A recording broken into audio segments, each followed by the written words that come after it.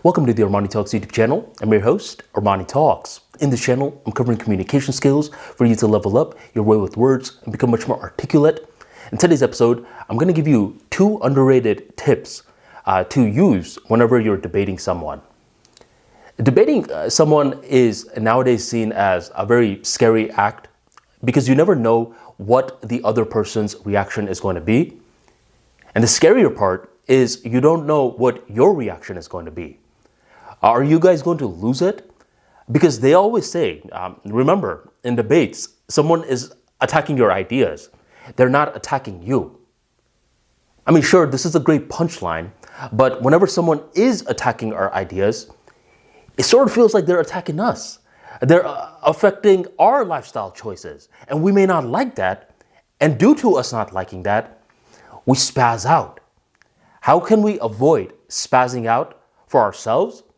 And how can we make sure that the other person understands that we're not attacking them? We really are attacking their ideas. The first tip that I would like to give you is that you want to reiterate the other person's points that they're making to you. In social skills, we call it paraphrasing. And in debating, you could call it paraphrasing as well. So basically, you're going at it with someone, and then the other person is done.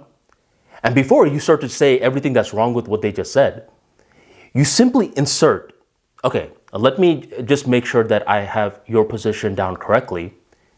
And then you reiterate it from your points, your perspective.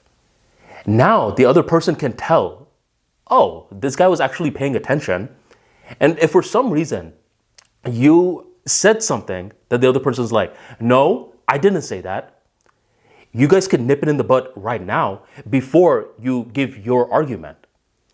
This alone will save so much trouble and headaches, because a lot of the times you will realize when you are debating someone, you guys actually agree, but you guys are expressing your points in different ways.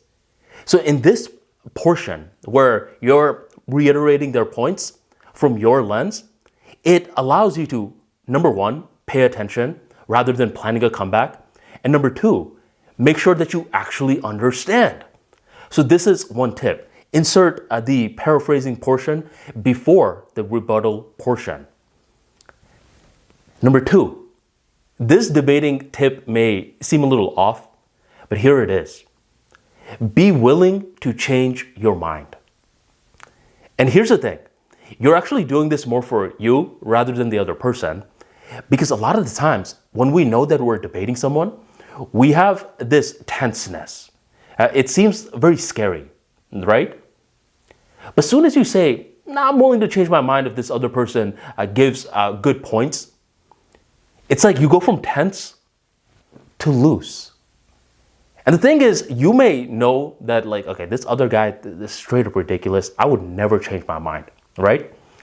But you simply acknowledging it turns you from rigid to loose.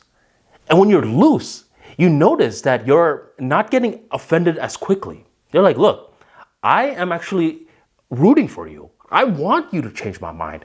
Because if you can, then I learned something. I mean, you delivered your points in such a beautiful way where it made me rethink my positions. When you have this perspective, your tonality, your delivery is smoother and you're relaxed. All right? So those are the 2 tips that I would highly recommend for more individuals that are debating, maybe professionally or just with their friends. Number 1, reiterate the other person's position before you give a rebuttal.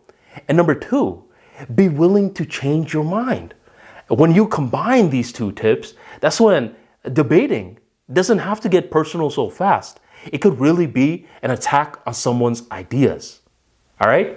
So if you enjoyed today's talk, go ahead and drop that like for me right on below. And be sure to stay subscribed to the channel for more tips on communication skills. Thank you very much for joining the ArmaniTalks YouTube channel, and I'll catch you next time.